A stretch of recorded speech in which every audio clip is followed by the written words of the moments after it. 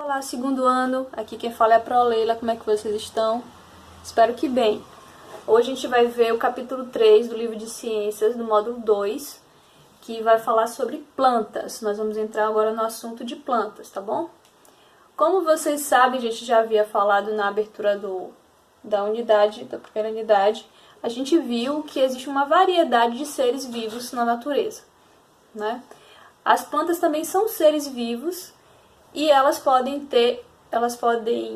existir uma grande diversidade, tá bom? Não existe uma planta igual a outra, existe uma diversidade de plantas na natureza. Existem plantas que vivem em ambientes aquáticos, ambientes terrestres, ambientes desérticos. Lembra que a gente falou sobre isso? Bom, o livro de vocês ele vai fazer um apanhado sobre essa diversidade de plantas, vai trazer para vocês alguns exemplos, como aqui na página 162, que ele traz o cajamirim, que é uma planta terrestre, que nos dá frutos. A dionéia, que é uma planta carnívora, tá vendo aqui? Que ela pode atingir até 15 centímetros de altura, é uma planta rasteirinha pequenininha.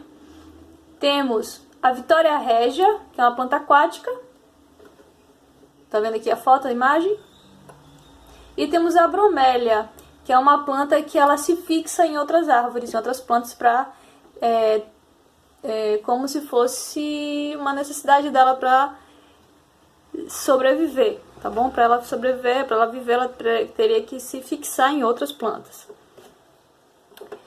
Embora essas plantas sejam diferentes umas das outras, elas apresentam algumas semelhanças. Elas possuem folhas, elas geralmente têm a cor verde, não é isso? Elas possuem raízes para se fixar no solo e retirar os nutrientes. Bom, na página 166, ele traz a explicação de como as plantas elas retiram esses nutrientes. O que elas fazem com esses nutrientes? Uma das principais características das plantas, de todas, é utilizar a luz do sol. Aqui o exemplo, a luz solar aqui, emitindo sobre essa planta. A luz do sol, ele vai fazer com que a água penetre pelas raízes e também retirando o gás carbônico do ambiente, que é o gás que a gente não respira, tá bom? A gente respira o oxigênio. Então ela retira o gás carbônico, ela pega a luz do sol e retira a água do solo, do chão, e produz o próprio alimento. Nesse processo aí de produzir o próprio alimento, a gente vai chamar de fotossíntese, tá certo? Bem, além de produzirem o próprio alimento, elas também servem de alimento. Elas vão servir de alimentos, como o livro traz para vocês o exemplo das vacas. As vacas, elas se nutrem, elas se alimentam da grama, que também é uma planta, né? Já na página 167, o livro ele traz um exemplo da relação que as plantas têm com outros seres. A primeira foto, vocês estão vendo aqui a grama, né? O capim. O capim, ele serve de alimento para outros animais. No caso, o exemplo que está sendo citado aqui de algum animal é a capivara. A capivara, ela se alimenta do capim. E quem é que se alimenta da capivara? A onça. Se não houvesse o capim, o que vocês acham que aconteceria? Será que teria alimento para a capivara? E se não houvesse o alimento para a capivara, será que existiria capivaras para que a onça pudesse se alimentar? Então, na vida, na Terra, todos os seres dependem uns dos outros, tá bom? Bom, além de servir como alimento,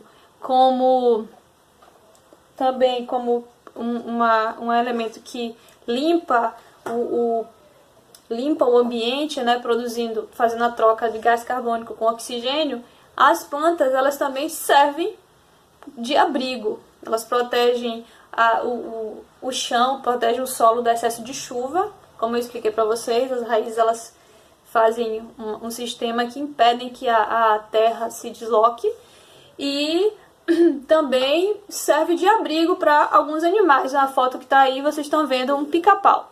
Um pica-pau, tá vendo? Que aproveitando esse espaço que que ele fez para se alimentar, ele também se abriga nesse espaço. No caso aqui seria uma árvore, tá bom? Bom, vamos às nossas atividades na página 168 e 169. Aguardo as atividades feitinhas, viu? Um beijão pra vocês. Fiquem com Deus. Até lá.